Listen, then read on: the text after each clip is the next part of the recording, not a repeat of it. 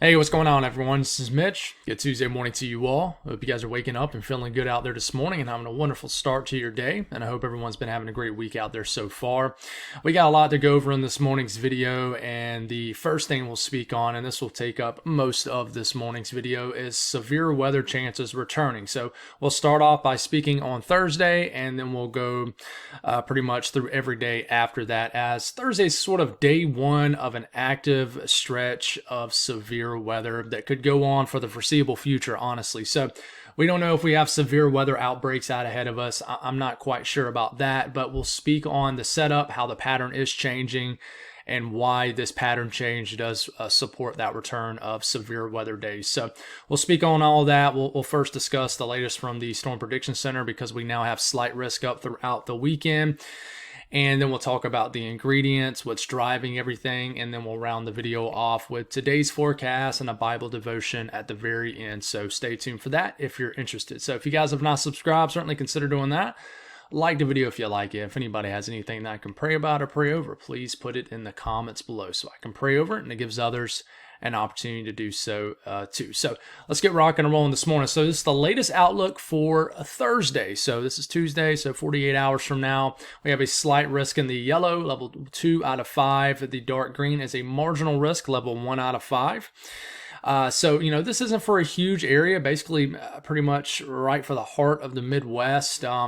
The slight risk, higher risk area includes Des Moines, Omaha, Lincoln, Sioux City, back over to Davenport, back down to the northern counties of Missouri. It does include a couple areas of Illinois and several counties in the state of Nebraska, and a very small section of Kansas and southeast South Dakota. So the marginal risk extends all the way back almost to northeast Colorado, and almost all the way back to the east over to Chicago, all the way down through Kansas City, all the way up through Sioux Falls. So this is what we got going right now. Now at day 3, we don't know we don't have the categories broken up, the outlooks as far as tornadoes, damaging winds, and hail. But what we do know is if we look at the probability here. In the yellow area, we have a 15% risk of any severe weather. But one thing to note here is we also have a 10% risk of that severe weather being significant. So that it could be significant hail, significant damaging winds, or it could be strong tornadoes. Now, in this case, I think it's going to be for hail. The ingredients support very large hail with this setup, but it could be for damaging winds also. And I think we're going to have a tornado threat too, but I don't think Thursday is going to support a huge tornado threat, but that could change. That certainly could. But when you have that hatch risk, we'll go over all this again because we are about to enter that period. So there'll be a lot of repetitive information for new viewers. But when you have that hatch risk, which is that black outline area with the black dashes going in between it, which does include like Lincoln, Omaha, over to Des Moines, it means that in this case, it could be a 10% risk of hail exceeding 2 inches in diameter or larger. Could be a 10% risk of winds exceeding 75 to 80 miles per hour, or it could be, a 10% risk of an EF2 or stronger tornado, which is what a risk of significant tornadoes is considered per the Storm Prediction Center, an EF2 or stronger. So that's what we got going on for Thursday. Now, if we switch gears and we begin to look at Friday, this has not changed much. We have a level 2 out of 5 risk of severe weather that extends halfway up lower Michigan. It includes southeast areas of Wisconsin. So it goes all the way up through Detroit, Chicago, Indianapolis, Toledo, right through the middle of Illinois, including, like I said, Rockford and Chicago, through St. Louis, through Springfield, goes all the way down through Fayetteville, Fort Smith, Tulsa, into the Fort Worth area, Wichita Falls, and pretty much all the way through Abilene, almost all the way to San Angelo. So this is a huge area.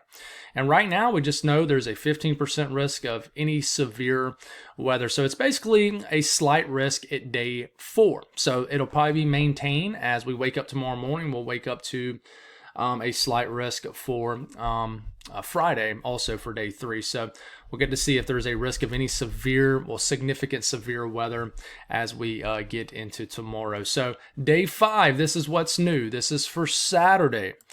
It's very scrawny, kind of a thin area, long and thin here, area of risk of severe weather. that stretches from central Texas all the way into the far western sections of West Virginia. So, I mean, this includes, let's just zoom in a little bit. This includes Abilene, New St. Angelo, the Dallas-Fort Worth area, all the way through southeastern areas of Oklahoma, through Little Rock, the Arklatex, through Jonesboro, the Buda, Missouri, some of these same areas that were impacted heavily a week or so ago, Jackson, Tennessee, over to Nashville, Clarksville, Paducah, a good chunk of the state of Kentucky, including Lexington, Bowling Green, Madisonville, over to Huntington. So Louisville's included in this. This basically means that there is a 15% risk of any severe weather within 25 miles in a given location for day 5. So this is for Saturday. Remember, we've been tuning in. You know that we've been mentioning the fact that we thought there would be, outlooks issued throughout the weekend, and here we are, and they mentioned it in their discussion. It's not like, I called it or anything like that. They did talk about how, they were likely going to issue more outlooks for later days, but this day interests me here. So even just the tilt of the outlook here in the yellow area is definitely interesting to me, and not in a good way either. So this is for Sunday's outlook. This is day 6. And once again, in the yellow, there's a 15% risk of any severe weather. It could be damaging winds, hail, tornadoes. So level 2 out of 5 risk for Sunday. This includes all of Arkansas, western areas of, far western areas of Tennessee, Kentucky, southern areas of Illinois, northwestern areas of Mississippi, northern areas of Louisiana, and all of eastern and northeastern, not all of eastern, but a good chunk of eastern Texas, but definitely including the northeastern portion of the state and eastern areas of Oklahoma. I think I already said southern areas of Missouri, but once again, the Dallas-Fort Worth area, including this Little Rock, Shreveport, Fort Smith, Fayetteville, Jonesboro, Memphis, all the way up through Springfield and Poplar Bluff, and all the way up to Carbondale. So 15% risk of any severe weather within 25 miles in a given location. So there's nothing issued for, say, day 7, but there very well could be in later updates. But, this is an active stretch of severe weather coming up. Are we going to have an outbreak either one of these days? We're not quite sure. But just to show you guys, and we'll kind of reverse it, what we compared to what we've been doing the last couple videos, and I'm going to show you what the surface looks like with these storm systems. And of course, we're not in short range model guidance, so we're not going to see the true structure, the potential structure of these storms, things like that, like from the HRRR model that I typically show you guys, the NAM. But when we're waking up Thursday morning, as you can tell, there is a surface low feature right into here. So this will be driving, there'll be a trough digging down, lower pressure digging down, surface low forms at the base of it, and we are going to already be waking up to maybe a lot of widespread shower and thunderstorm activity across areas in the Midwest like Missouri and surrounding states. You see that second circle I drew here? Could already be waking up to a lot of storm activity. Now we keep this going here and we start to get into Thursday afternoon. Could get some storms starting to get up into Wisconsin, southern areas of Minnesota, and got storms ongoing also in Iowa. But if we watch Thursday evening into Thursday night, we will certainly have more widespread strong to severe storms that could form in Iowa. And I know this just all you're going to see on this screen, because we're not in short range model guidance quite yet. All you're going to see is blobs of green and blobs of orange and yellow and red, like I like to say on your map. But this could be strong to severe thunderstorm activity right in here. And of course, we're going to zoom into this stuff as we get closer day by day. And for anybody that's been tuning in for a while on my channel, you guys know that as we get closer to each individual day, I'll start breaking it down literally state by state. I don't know if any, and of course, this isn't tooting my own horn, but I mean, I think it's probably true. I don't know of any other YouTuber that gets as detailed as far as state by state than what I do. So trust me, when we get a little bit closer, we'll have a better idea of what exactly is going to unfold. But as you can tell, there's another low right here ejecting. And this is, I think, what's driving all this shower and storm activity into here. And this is coming off as that trough begins to, area of low pressure continues to dig further south. The flow begins to, flow further south across the middle of the country. But you keep this going and we start to get into Friday morning. Could have a lot of shower and storm activity surging across areas of the Midwest, as you can tell in Iowa and Minnesota. Could have snow flying around the Rockies. And then, we get into Friday afternoon. All right, remember we got that slight risk that extends across like this area right in here. So Friday afternoon, not a whole lot going on. And it really looks like it takes till like Friday night before we get widespread strong to severe storm opportunity to get going right into here. And you can tell, it fires up in some cases a little bit further west than where the outlook is right now. But as always, these outlooks could tweak a little bit. They can move east, they can move west. But as you can tell in this circled area, a lot of blobs of green, a lot of blobs of color, red, orange, yellow, etc. In this area, this is where we could have that strong to severe thunderstorm activity. And as you can tell, it shifts south compared to Thursday for Friday night.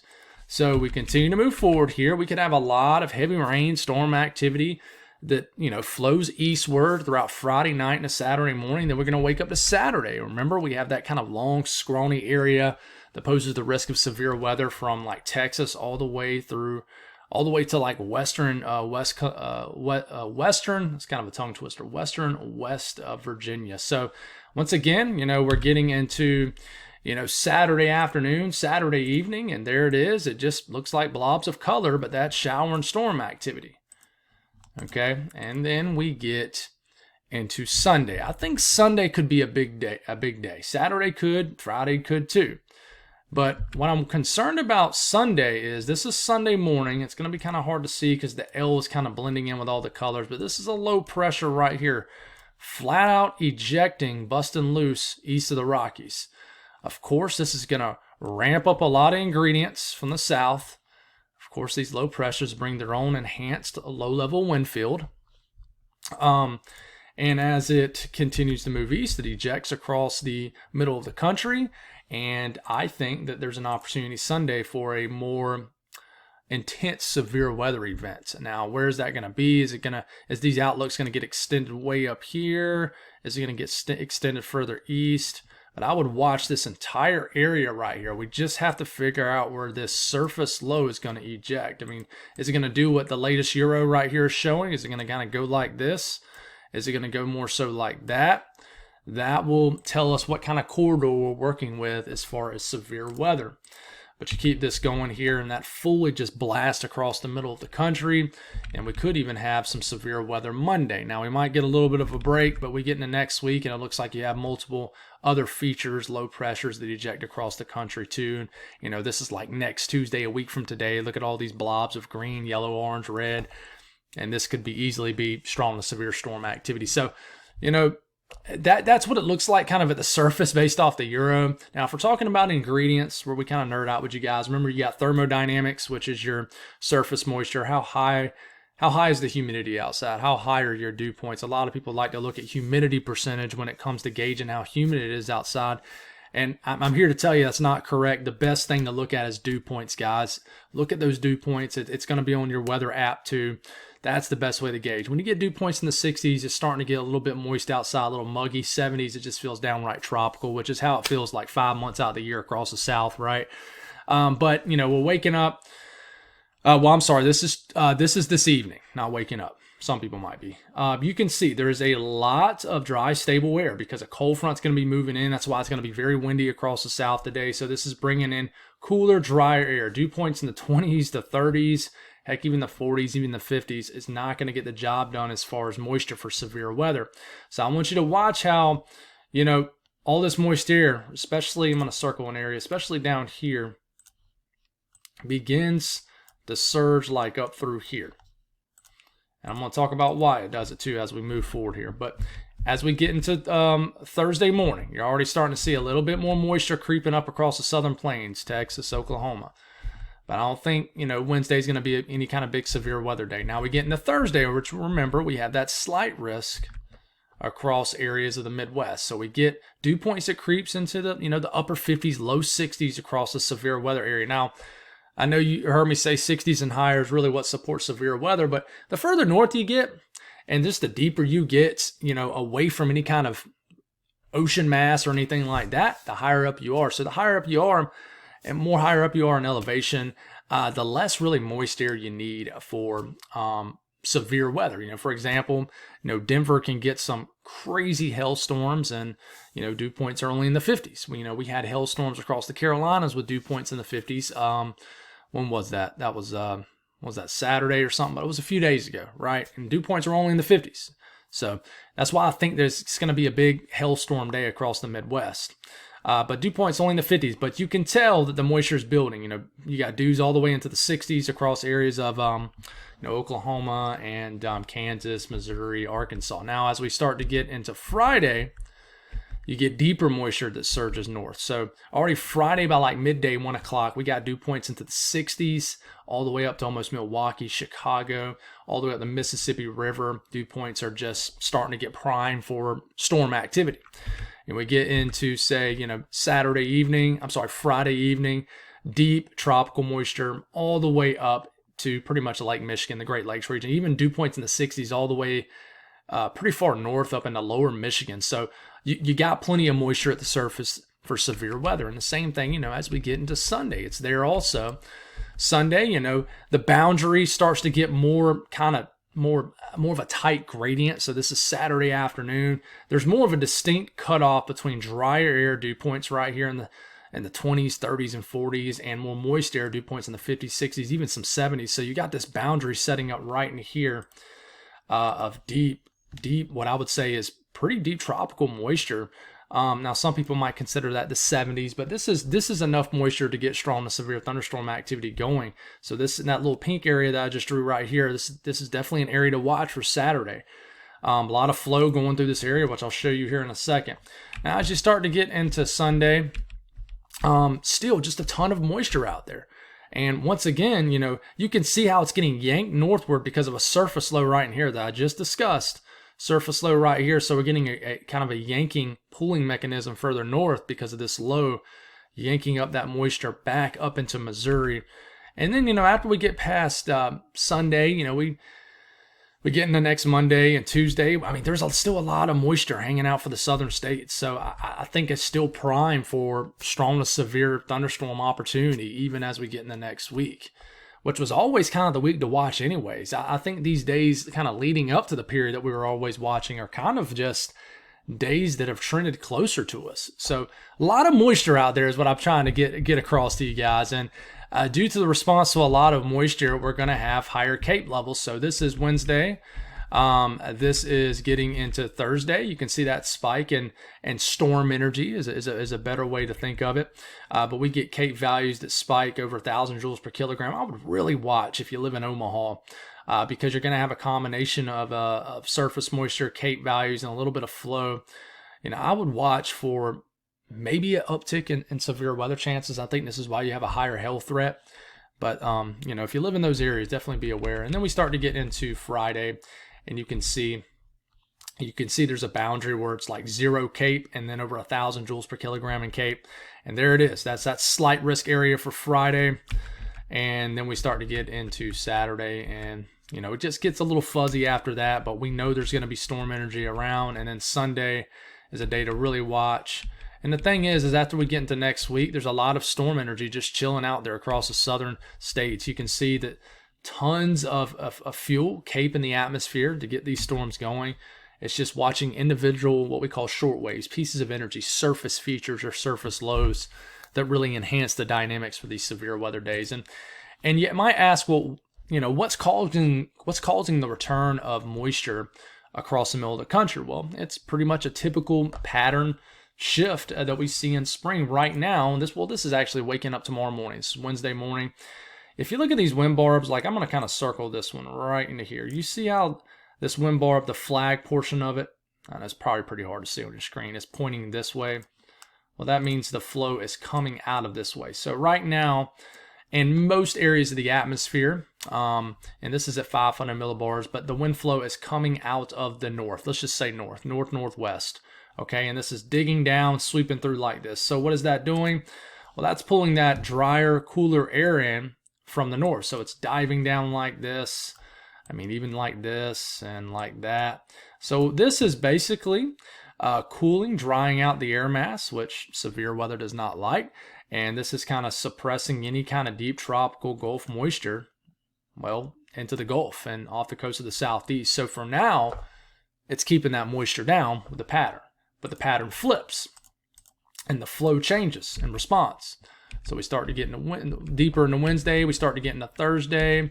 And then it flips fast too. Already from Wednesday to Thursday, you have a totally different flow across the country. So suddenly we get into Thursday evening. Suddenly we have a flow. And once again, you look at the wind bar. So I'm going to circle this one right here. You see how the flag right there is pointing this way. Okay, that means that the flow is coming now out of this direction, the southwest, and it's screaming across the country. So this is what we call this is called kinematics, wind energy. So this creates lifting mechanism in the atmosphere to get these storms going, and it just creates wind energy for these storms, these damaging winds, and just gets the flow going in the atmosphere. So. One thing we look at when we get a little bit closer is that low-level jet. But, until we get just a little bit closer these days, there's no point looking at this. You just look at the simple stuff. But a lot of flow shooting across the country, and that is what helps build that moisture across the middle of the country, because the flow's no longer coming out of the north, like this direction. It's coming more so out the south, even though it's the southwest. One thing you don't see, because this ridge really impacts the flow in the lower levels of the atmosphere. There's a ridge building down here, and this is also pumping in warm, moist air around the ridge like this up in this direction. So you kind of have two flows working in tandem to bring the moisture back up into the middle of the country. And you can't really see that because it's the upper level flow, like 19,000 feet up in the air, 500 millibars. But that those ridges of high pressure really affect the lower level flow. So not really showing that well. But anyways, you keep this going. And one thing, there's no point in harping on this too long, but one thing you'll notice is that you'll continue to see this streak of flow across the middle of the country. And the purple area is the flow that I keep saying. I know I like using that word. 50, 60, 70 knots of upper level flow. Winds going at, over interstate speed in the upper levels of the atmosphere. And just the entire pattern shifts. And, you get into Friday, same thing. It's even more of intense upper level jet going across the country. And, you get into Saturday, same thing. It gets a little bit more complex. We get this kind of upper low that gets going in the southwest. And then this fully ejects in response. You have a deepening surface low. And this is why we have to watch Sunday for a bigger severe weather day. I really want to watch here. But, after we get into Monday, just because you have a lot of surface moisture hanging out around the southern states, do you have enough flow to get these storms going? You kind of need them both to overlap. And those are little small scale things we'll have to watch getting in the next week. But there's so much to figure out over the next several days. There's no point in diving too deep in what's going to happen next week. So, but going forward here, we're looking at today's weather. Hope that all made sense for you. Today's weather, we have an upper low swinging down. This is a trough, and this is what I'm talking about. You remember I just told you how the flow is supports a suppressed moist field down to the Gulf? Well, you can actually see, how the flow is coming out the north. You see all this moisture right here, how it's sagging south? Okay, that tells you that the flow is coming out of the north around this trough, and it's kind of doing like this and like this. That's why this rain that you see across the southern Alps right now is kind of going more west to east. And then once it gets over here, it kind of goes, a little bit more, has kind of a southwest angle to it to northeast. So that's that trough digging down. That's why it's very windy across areas of the southeast right now. It's because a cold front's moving through.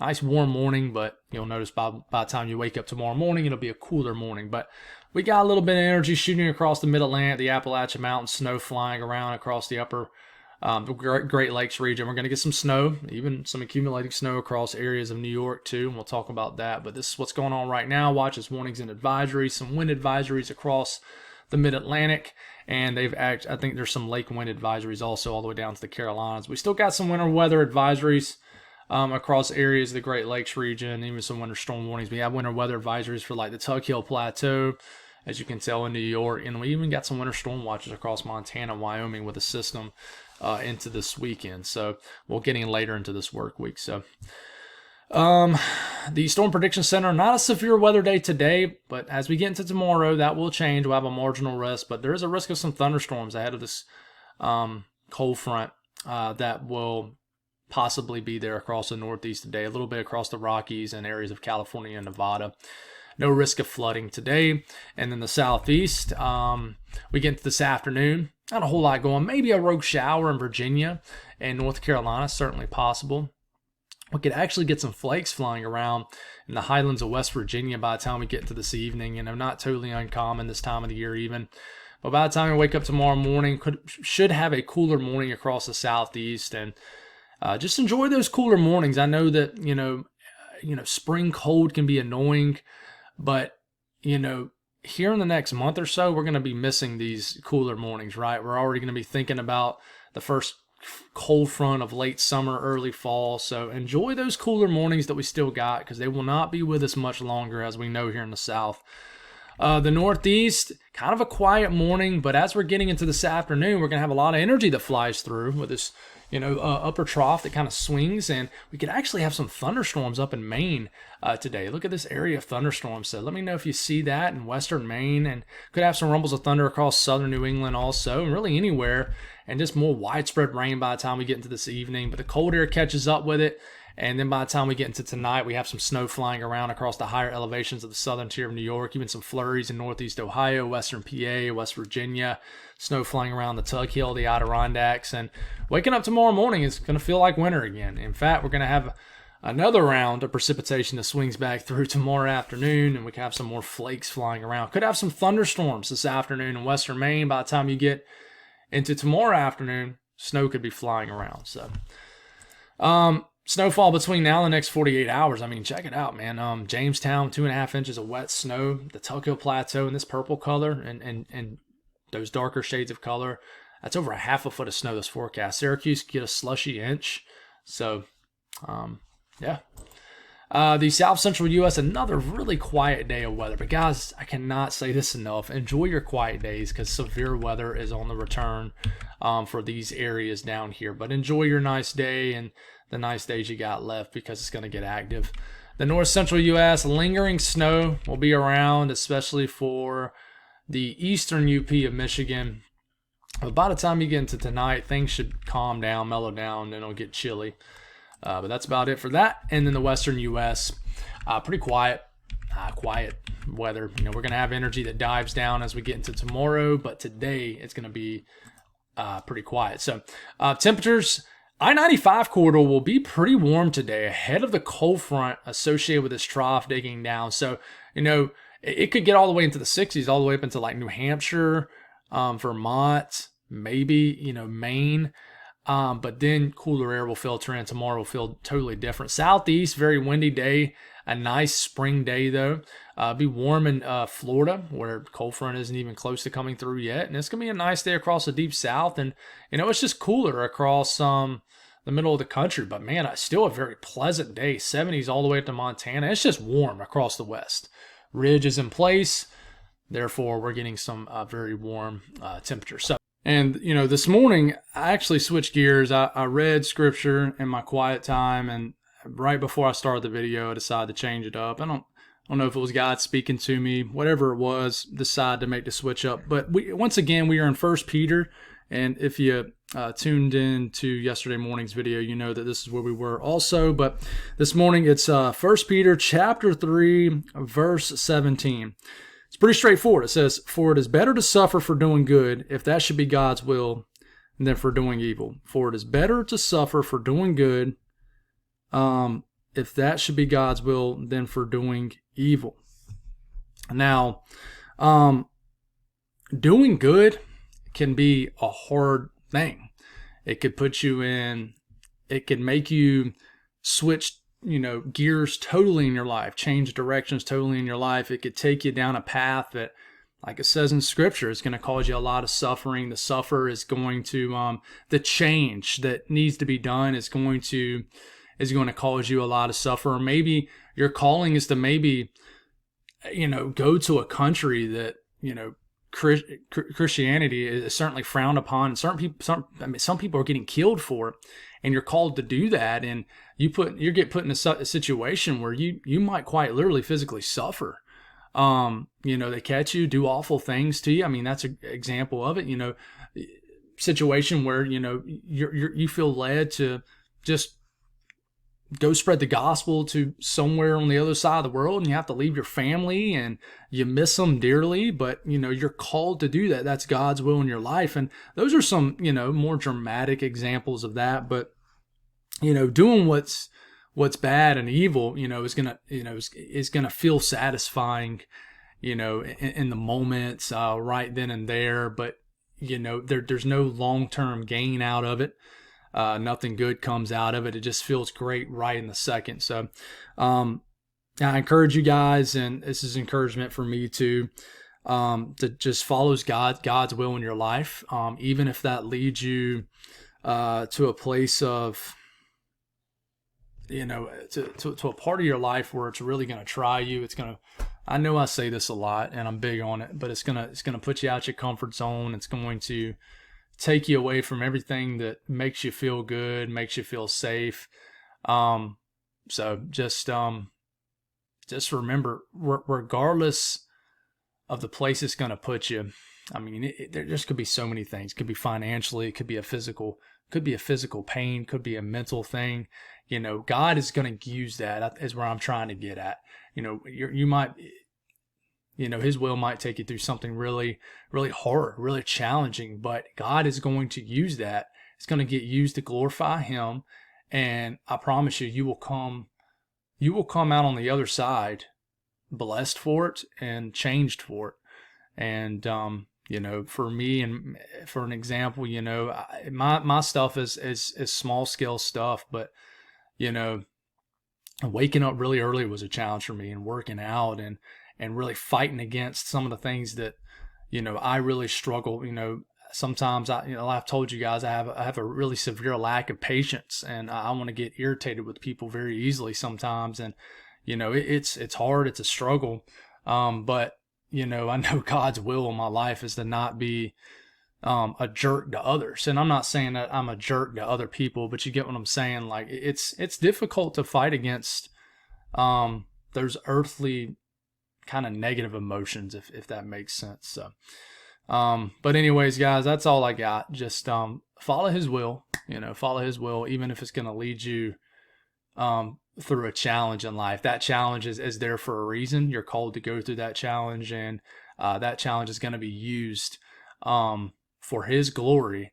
And I really firmly believe that you will be blessed for it. And that shouldn't be the sole reason you do it, but it's just going to come. Whether you're going to change as a person through that struggle. And yeah, that's all I got. God bless all y'all. Have a wonderful day. We'll talk to you again in the morning.